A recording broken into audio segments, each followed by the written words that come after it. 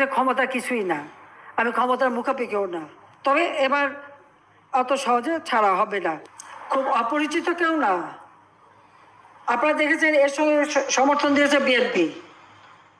সাজাপ্রাপ্ত আসামি যে গ্রেনেড হামলা করে আমাকে হত্যা করতে চেয়েছিল, এই দেশের সন্ত্রাসের রাজত্ব কায়েম করা, 10 ট্রাক অস্ত্র মামলায় যার সাজা।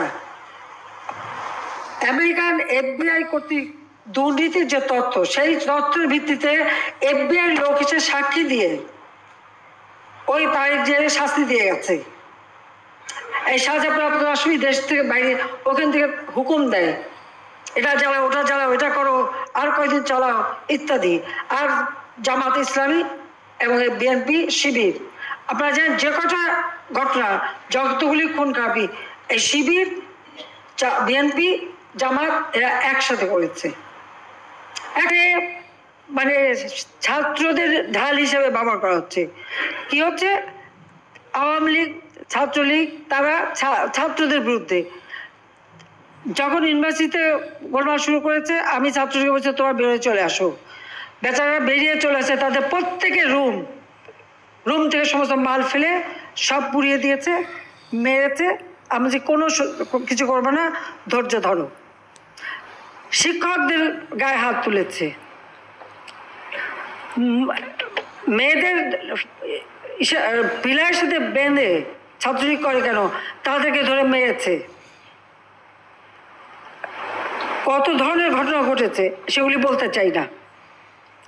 তারপরেও যারা আন্দোলন করেছে ধৈর্যের সতর্কতায় বারবার তাদের কথা শুনেছি, যখন যেটা তারা দাবি করছে সেটা মেনেছি, মানার পরেও তারা কী করবে জানি না। কিন্তু তারা যখন আপনার সব কিছু বন্ধ করে দিল, সিজ করলো, তখন আপনাদের কী অবস্থাটা ছিল।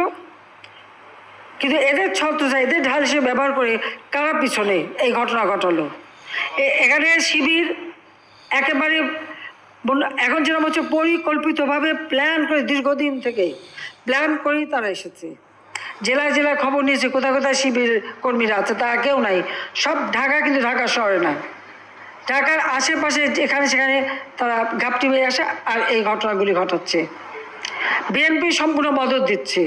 আমার প্রশ্ন, এরাই যে এত কিছু করছে, অর্থ সরবরাহ কারা করছে সেটা আপনারা খোঁজ নেন, যে অর্থগুলি কোথা থেকে আসছে, আপনারা সেটাও খবর নেবেন। আমি আপনাদের কাছে অনুরোধ, এবং আমরা চাই যত দ্রুত সম্ভব এই অবস্থার পরিবর্তন হবে। অনেকটা আমরা শান্ত করে নিয়ে আসতে পেরেছি, অনেকটা আমরা এটাকে মানে বলতে পারি যে অবস্থা ছিল তাতে আস্তে আস্তে এখন ভালো হবে।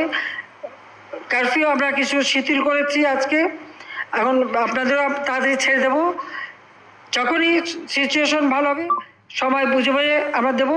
জেলাগুলিতে আমরা বলেছি যেসব জেলা এখন তারা কোনো গোলমাল করতে পারছে না, সেই জেলাগুলি এখানে ডিসি এবং আইনশৃঙ্খলা রক্ষাকারী সংস্থা এবং সশস্ত্র বাহিনী তারা বলে বসে ঠিক করে কোথায় কত ঘন্টা কারফিউ থাকবে, কোথায় থাকবে না, সেই অধিকারটা তাদেরকে দিয়ে দিয়েছি। আর ঢাকায় আমরা সেই ব্যবস্থাই নিচ্ছি, যতটুকু ভালো হবে আস্তে আস্তে সেটাও শিথিল হয়ে যাবে। আর আপনাদের ব্যবসা বাণিজ্যটা যাতে ভালোভাবে চলতে পারে তার জন্য যা যা করণীয় সেটা আমরা করবো। আমি ধন্যবাদ জানাই যে আজকে আপনারা এখানে এসেছেন, আপনারা সমর্থন দিয়েছেন। আমি মনে করি আপনাদের এই সমর্থনটা আমাদের দরকার ছিল, এবং এটা হলে পরে আমরা তাহলে আরও দ্রুত এই দুর্বৃত্তদের, এই শিবির, জামাত এবং বিএনপির যারা সন্ত্রাসী, এদের বিরুদ্ধে যথাযথ ব্যবস্থা নিতে পারবো। 13-14তে অগ্নিসংযোগ যারা করেছে তাদের অনেকেই শাস্তি দেওয়া হয়েছে, একবার জানি, কিন্তু শাস্তি দিয়েছি, আবার জেল থেকে তারা ওই একই চেহারা। তবে এবার অত সহজে ছাড়া হবে না। এই ধ্বংসযজ্ঞ চালিয়ে দেশকে নষ্ট করবে, আর অনবরত বিদেশে আজে বাজে রিপোর্ট দিয়ে যাচ্ছে। তাতে আপনাদেরও সহযোগিতা চাই, যে বাংলাদেশের ভাবমূর্তিটা যা থাকে সেটাই দেখেন। আমার কাছে ক্ষমতা কিছুই না, আমি ক্ষমতার মুখাপেক্ষিও না। আমি ক্ষমতায় এসেছিলাম দেশটাকে উন্নত করতে। 2021 সালে বাংলাদেশ উন্নয়নশীল দেশের মর্যাদা পেয়েছে। এটা আমরাই, আমাদেরই কষ্টের ফসল। 2009 থেকে এই পর্যন্ত দেশ থেকে ওইটুকু তুলতে পেরেছি বলে আজকে সেইটাকেই ধ্বংস করা হচ্ছে, যে এই বাংলাদেশের কোনো ভাবমূর্তি না থাকে। ভাবমূর্তি না থাকলে আপনার ব্যবসা এমনি লাটে উঠবে, এটাও মাথায় মনে রাখবেন। কাজে আমি আপনাদের এটুকু বলবো যে আবারও ধন্যবাদ জানাই। কারখানাগুলি খোলা, যখনই ওই এক একটা এলাকা ক্লিয়ার করা হচ্ছে, যখনই ক্লিয়ার হবে খুলবেন। আর কেউ যদি মনে করেন যে হ্যাঁ আপনি আপনার কারখানা রক্ষা করতে পারবেন, সেই শক্তি আছে, এটা আপনারা খুলে ফেলতে পারেন, আমাদের কোনো আপত্তি নেই। কিন্তু যদি কোনো দুর্ঘটনা ঘটে তার দায় দায়িত্ব কিন্তু আমাদের দিতে পারবেন না, আপনাদের নিজ দায়িত্বে করতে হবে। তার কারণ আমি যখনই খবর পেয়েছি ওরা যাচ্ছে, আমি সাথে সাথে কারখানা বন্ধ করে শ্রমিকরা নিরাপদে যে চলছে, আমি সেই ব্যবস্থা নিয়েছি আপনাদেরই স্বার্থে। ইন্টেলিজেন্সের খবর আছে বলে এটা করতে পেরেছি, গোয়েন্দা সংস্থা সময় সময় খবর দিয়েছে বলে এটা সাথে সাথে ব্যবস্থা নিতে পেরেছি, সেটাও মাথায় রাখবেন।